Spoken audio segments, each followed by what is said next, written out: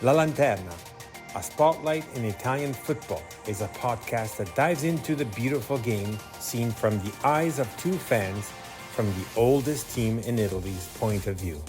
My name is Fabrizio Cardone, Canadian and Genovese, together with my friend Matt Killen, an American-born and Genoa fan.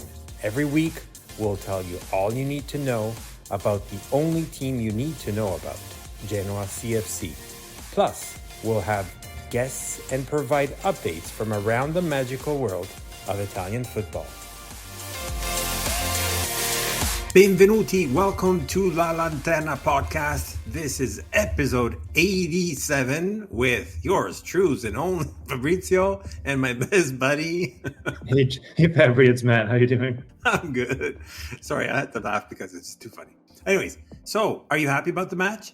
I mean, yeah, it's a point away from home. What's not to be happy about, especially against Juve? So we're talking about Juventus versus Genoa CFC that ended 0-0. So there was we did not concede a match since I'm saying that very wrong. We did not concede a goal at Juventus since 1991. I like it. So it's a little bit far away. But anyways, so it was a 0-0. We went to a stadium to Juventus in a pure crisis. Obviously, that does not mean that they're like a bad team. Obviously, they are a strong team. It's just that they're not that strong as they used to be or they would like to be for different reasons. Obviously, if you look at their run of form, we talked about it in the last episode. Anyways, it's not there, and it's almost in a free fall, to be truthful, because we saw them always head to head almost with Inter for the most of the season, and now they've dropped points to the point of being third now,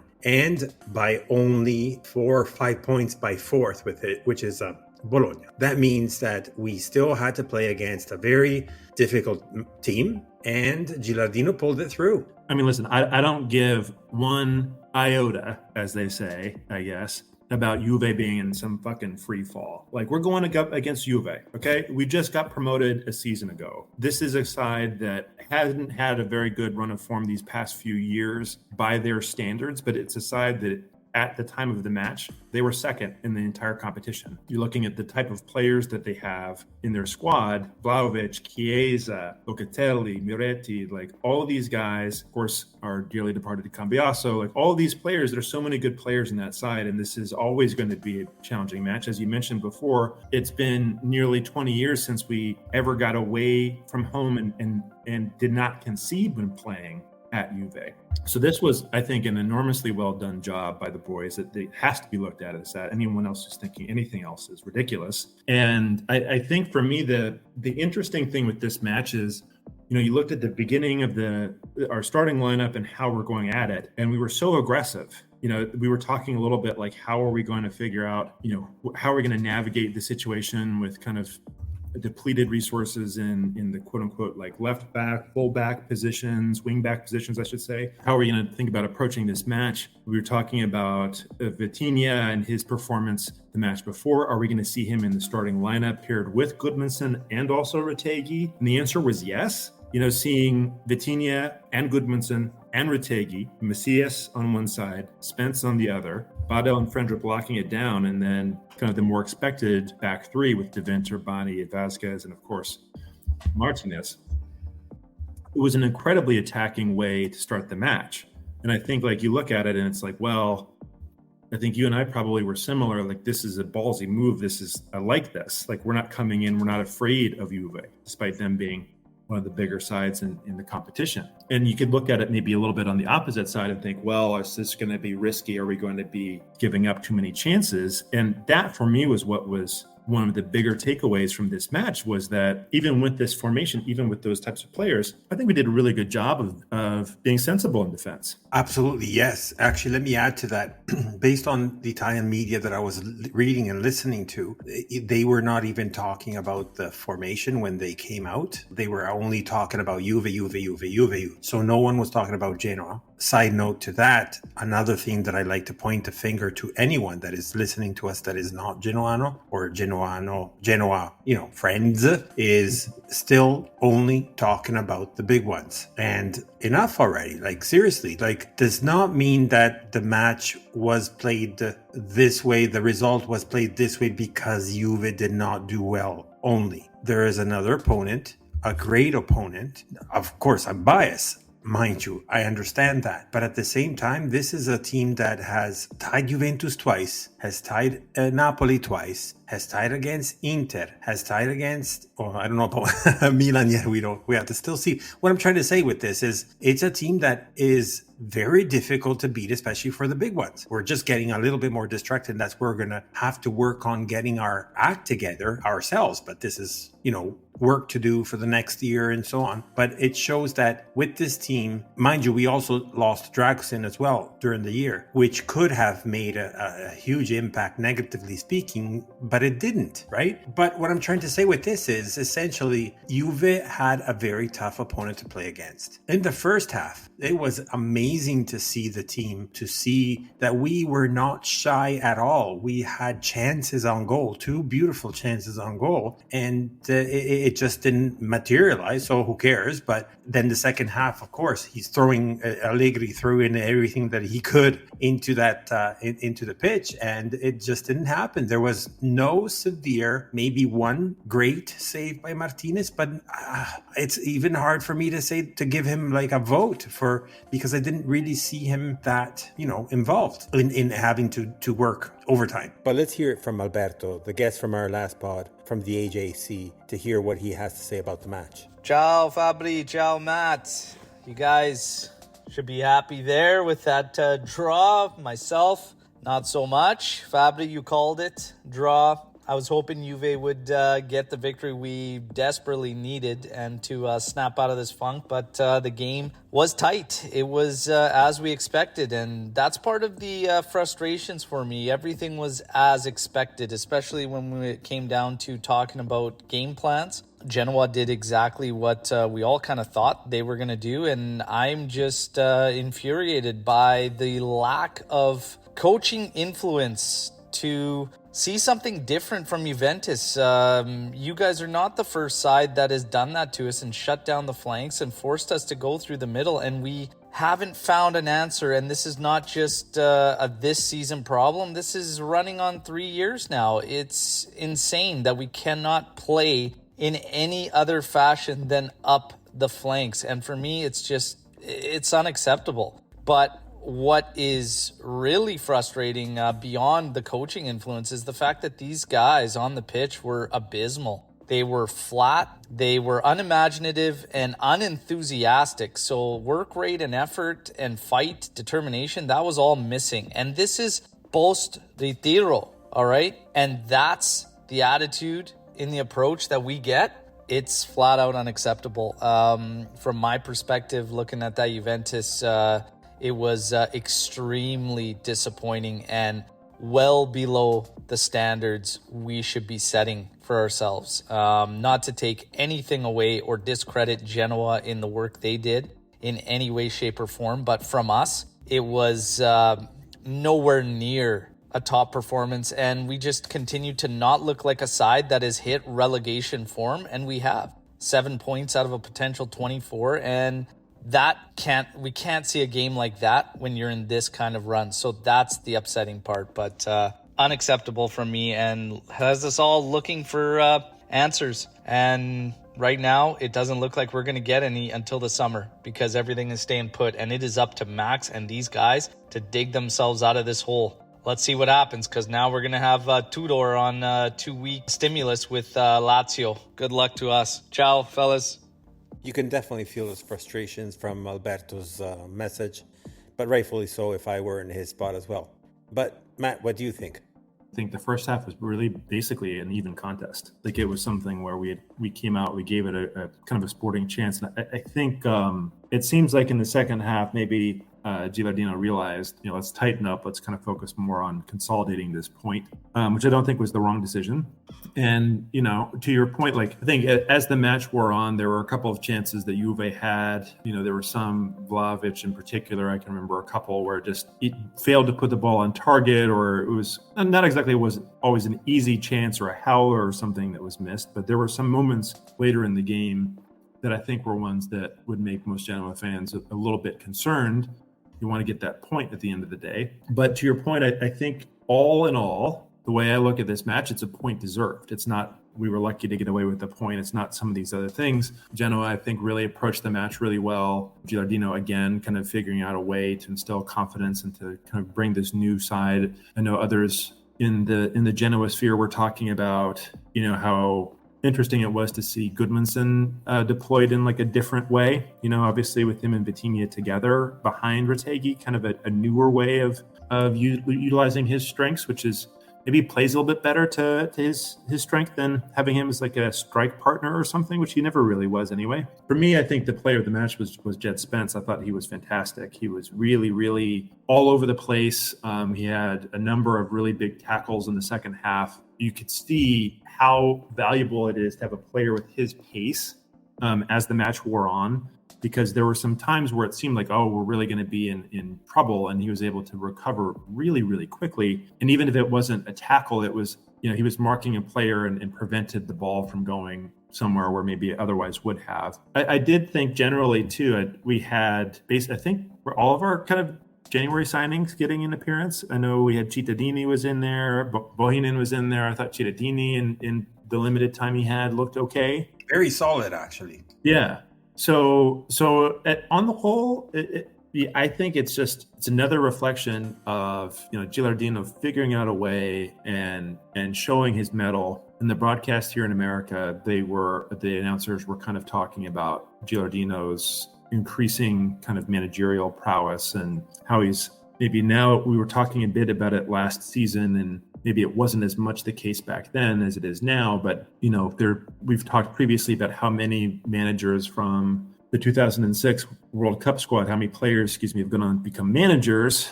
Of course, Gila's one of them.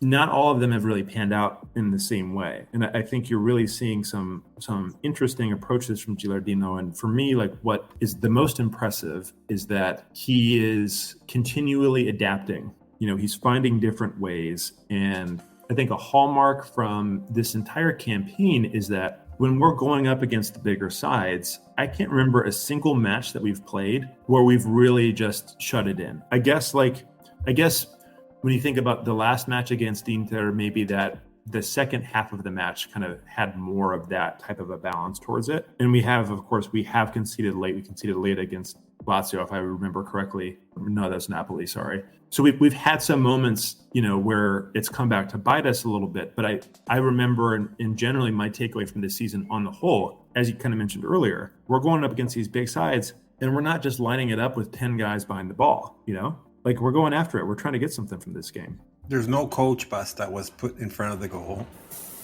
right, to block this shots. And actually, going back to the lineup that you briefly mentioned, he was very brave, but positively brave, because I'm sure and when I say he, I'm talking obviously about Gilardino. He has been working around a lot of it, perhaps a lot more in the second halves or whatnot. But we went away from the usual 3-5-2, and it was from the beginning with this 3-4-2-1 or 3-4-1-2, which however you might look at it, whether it's in the front we have Retegui together with Vitinha, or Vitinha back with Gudmundsson. Regardless, it looked at the beginning very, very aggressive, but at the same time, it did help both on the defense.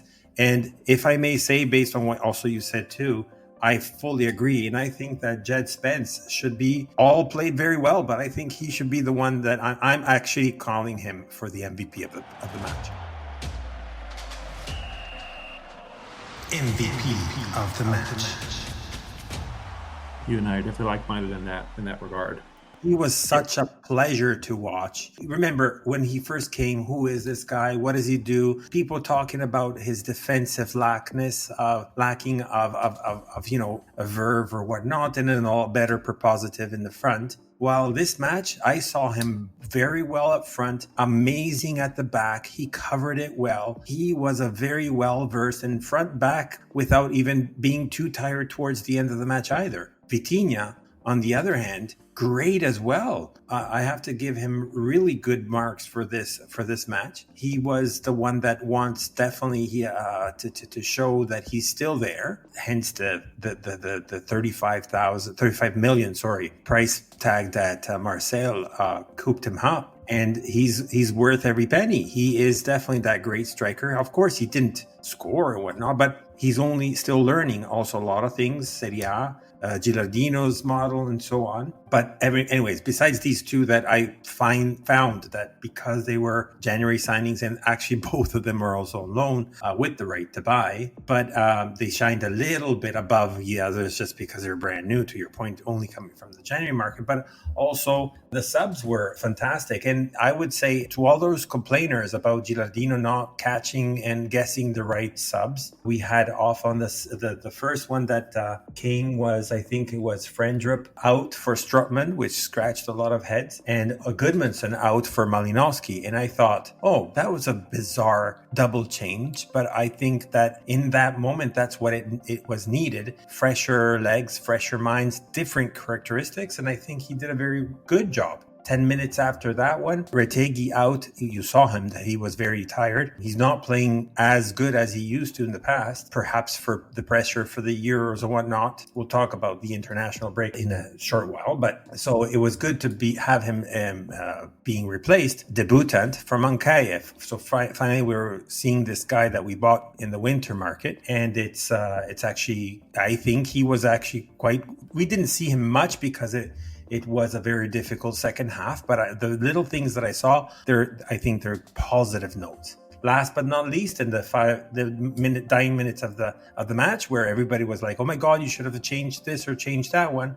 Gilardino does bring in two players. One forcefully so because of Bani's perhaps semi-injury. We'll see. We'll know a little bit more in the days to come. But was replaced by Cittadini, who you mentioned before, and Badel coming out for Bohinen. So all both like to like. And I've seen great applause to these players that this was the biggest fear, that the changes, the benchers came in and were not ready for the match. And that's when we were getting all these goals. And I think they all handled themselves perfect. Yeah, I mean, you got to make changes when you're working this hard in a match. I was maybe this is controversial, maybe it's not. I wasn't very surprised with Malinowski and Strootman coming on when they did. I think sometimes we have this over-reliance on a few players in the squad, and so having those guys rotate in when they did, usually you don't want to see Goodmanson going away at all from the pitch, but we need to kind of get fresh legs in there. And as you mentioned, down the stretch, we felt actually the positive side of the substitutions, rather than in some cases it seems like there's been communication lapses or something else. Even if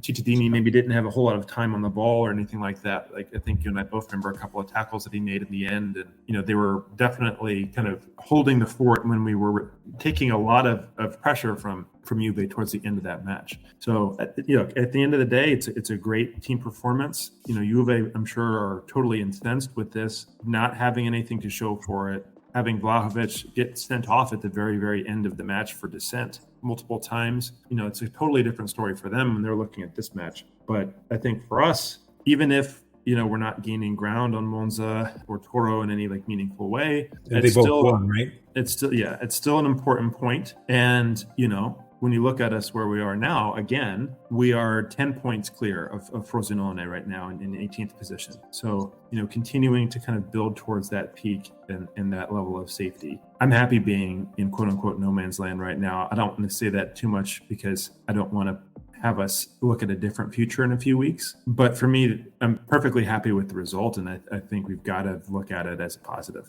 Just look at the team that is right below us, which is Lecce, sitting at 28 points. They still have potential to do a decent season. it's still 4 points to Frosinone. And to your point, having 10 points clear from Frosinone being the third last, it's an amazing feeling. And it just only grants us more tranquility and the ability, no man's land, as you said, but it also gives that tranquility in order also to test and make things, build up things towards the future, especially for our debutant coach, which is learning more and more day after day, match after match. But to your point, also, if you're looking above to Monza now is sitting at a dear 8 points distance, Torino 7 points, which with only 9 matches left. I don't think we should worry too much about that. It doesn't matter ultimately. Sure, it would feel nice to be in that top 10th spot or whatever that might be. Who cares? Ultimately, it's a great season. This was the goal of the club. I don't want to hear Genuani talking about, yeah, but we could have, we should have. No, things are done in a certain way for a reason, and we have to believe that and understand that. And this is how I want to see it, and this is how I believe it is to be. And it is, we shouldn't be aiming for Europa League or Conference League on the first year we're back. There's a lot of members and a lot of things that have changed since the olden days. There's things that are being built in order to get there. The depth of the bench, the knowledge of our coach, the quality of the players, the wanting to stay rather than to be sold, even though you will still need to have some players that will be needed to be sold, like Goodmanson. Are we going to lose him in the summer or not? We still don't know, but it's a possibility. This is a great season. 34 points after 29 matches was probably we would have signed for it at the beginning of the season, and we should not complain about it. For those fans that are complaining, oh, we didn't see a propositive, like a very aggressive Genoa. Actually, I saw a great Genoa against Juve, where Szczesny had to do a couple of saves that were just barely even saved himself. So yeah, sure, I'm happy for the tie, but I'm also knowledgeable for the fact that we could have come out of the Alliance Stadium with 3 points, and it didn't happen because there was a great team in front of us, and that's okay as well. There are not any fans out there that are actually upset about this result, are there? That can't be an actual thing. Some people may have said that we could have risked more. Sure, I could have been an NBA player. Why didn't you do that? Like, what? I don't know. I just feel like it's such a ridiculous thing to say. It is. You know how it works. Whomever is a fan knows that in any house within the Serie A team, or even below Serie B, Serie C, and so on, you always want more. You always claim that we can do more and more and more. But I think the thing that gives this side a lot of credit is that, this is a season again. Remember, just remember how this season started, okay? We're at home to Fiorentina and we got our asses kicked by a team that was a good team. They had made the Conference League final the year before, but wasn't exactly, we didn't think this was going to be a top 4 team. I'm not sure very many people thought they were going to be a top 6 team. And we got crushed. And we've responded this season by continually taking points off of the big boys in this league. We've really solidified our place. And I think, if anything, maybe that's what gives some fans the license or belief to think that we can compete, we can find our way to Europe. And that's just a real credit to the project that's there. Because as you said, I think, really when you look at this, we go down to Serie B, we come back in one season, we're back in Serie A, and we're very clearly we look much, much more settled as a Serie A side than we did 2 seasons ago as a Serie A side. It is 100%. Not even close. And so to see that amount of change in only 2 seasons' time is incredible. Now, granted, we can't take that for granted. We had days in the Preziosi era where we finished similarly mid-table. We had finished closer than that to Europe under that period of time too. And we saw how quickly sometimes that would change. But I think when you look already at the squad and how we're thinking, I don't want to start thinking about players departing, because then it does raise questions. How are we going to fill these roles, and for what value, and who are we scouting, and all this other stuff? I think that kind of will make a lot of fans feel nervous, and at least for me, it makes me feel very anxious. But you look at the project right now, and it's exactly going according to plan. It's exciting that we're even talking about Europe. This easily could have been a season we come back up, we go straight back down, and then it's us and our brothers who we won't name in the same, have it. Oh, I wouldn't even refer them as brothers, please. Yeah, right, fair. So but that's not us. That's not where we're going to be. We're not going to be there. They're going to be there again, and we're going to be continually building on our way in what we're going to be doing next. And you have to look at that as like a really great thing. So I think going away from home, getting a positive result for the first time. How many years had it been since we had at least a draw?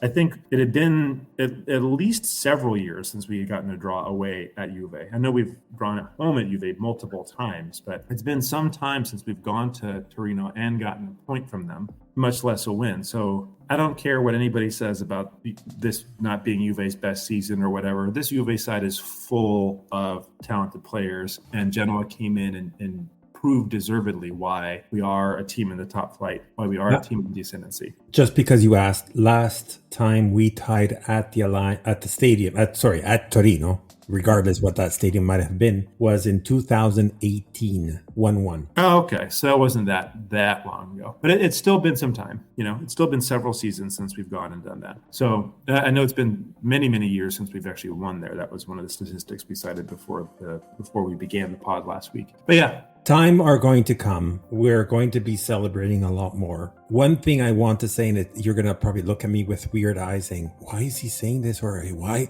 That's dangerous words. Anyways, I will remember all those people out there, people, pages, groups or whatnot that not necessarily reach out to us or not, because I don't care about the us itself. It's about talking about the other teams, including us, because I'm including us as much as Sassuolo or as much as Torino or as much as Roma. So why is Bologna now being talked a lot about just because it's up on the 4th spot more than a team like Lecce that is sitting on the 13th? Talking a lot about Lecce when they were 4th in the first few matches, and now suddenly they all forgot about them. There's a lot of pages, pods, groups or whatnot that are not talking about, I can't remember who we were talking about it, but it's like the other 14 teams of the Serie A don't exist, but let's always and only talk about the top 6. I will not forget when that happens, when we will be in the top 6, when we will start to be known, when we'll start to be included and involved in a lot of conversations about those people that did not remember us. Mark our words. Mark my words. I love that.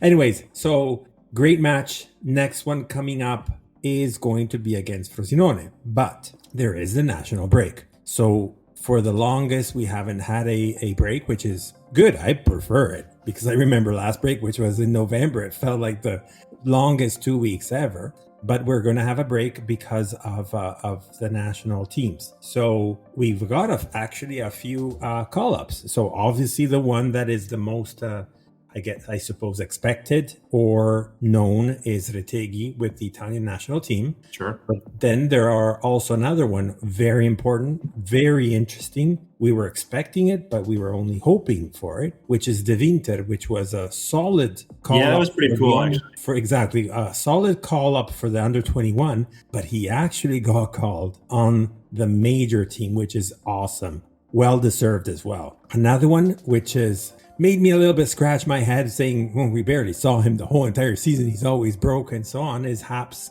which got called up by Suriname. Then Fabry, come on. He plays for Suriname. Of course he got called up. How many Suriname players are in Serie A? Good for him. Yeah, no, I agree. Next one, another big surprise, especially after the issues that happened in the past, is Gudmundsson got called up by Iceland. I know there was not a good waters running between him and the coach. Why? Because of his perhaps attitude. Maybe they had some tiffs and some words, and or there was some extracurricular accusations which got deemed to be fake, by the way. So he got absolved and he's being called up for the national team.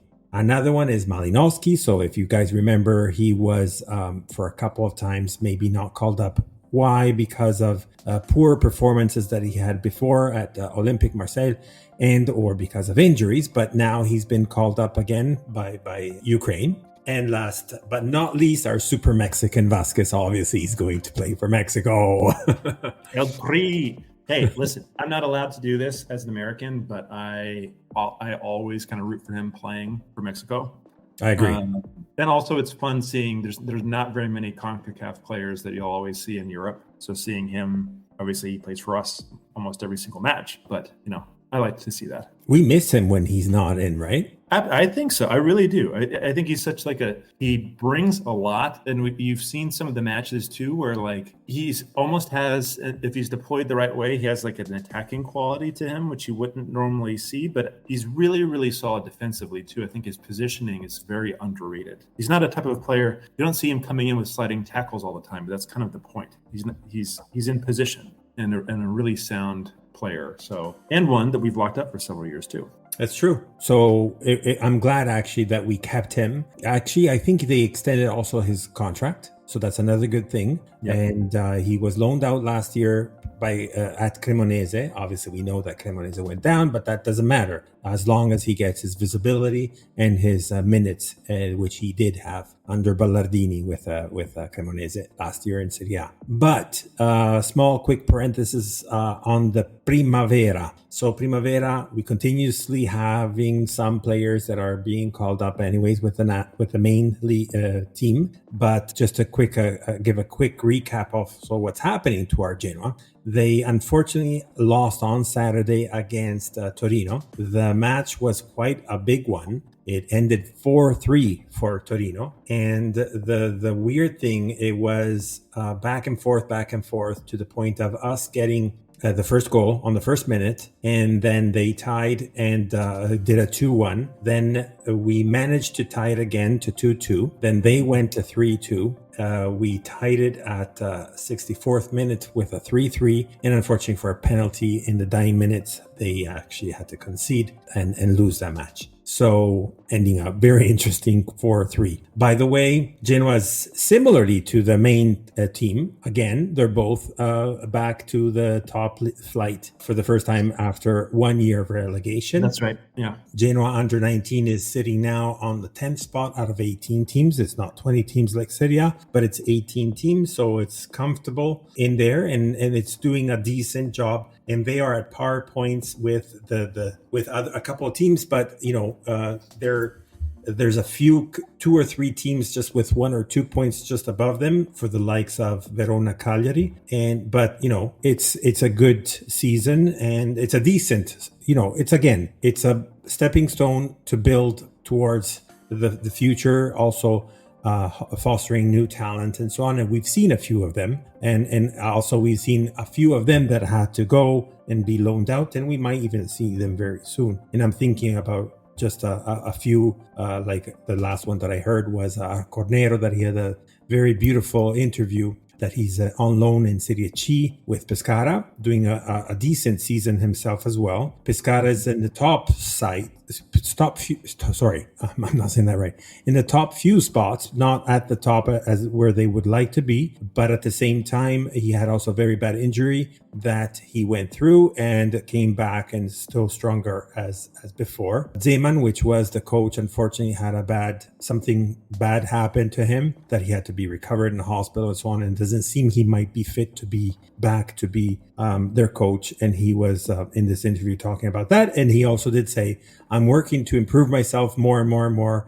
And my ultimate goal is to go back to my top team and playing with Genoa in Serie A in that beautiful city and beautiful stadium. So enough about our Primavera. We are ready for the national break to see some Genoani around the world. I know Italy is coming to play by your, in your neighborhood, if I'm not mistaken. That's right. And so if you want, you can go and see Matteo. I think that might actually be happening. We're trying to organize it. I'm not totally sure it's going to work out for everybody in the New York club, but obviously they're going to be right in our backyard, and so we're all trying to figure out if we can coordinate and watch it because they would be playing here, which would be really exciting. That would be amazing. And pictures. I want pictures and videos. Don't forget that. All right. So I think we are at a wrap, and we don't have much to say about the next match because we're going to be talking about it next week. which will be more and more talking about what happened with the national teams and what is coming up with our match against Frosinone with a special guest. So stay tuned. Follow us on Twitter, Instagram, Facebook. Drop us a like, any comments, DMs, and whatnot. But never forget, always and forever, Forza Genoa. You've listened to La Lanterna, a spotlight on Italian football, a podcast powered by Genoani Si Resta. Thank you for listening and see you next week.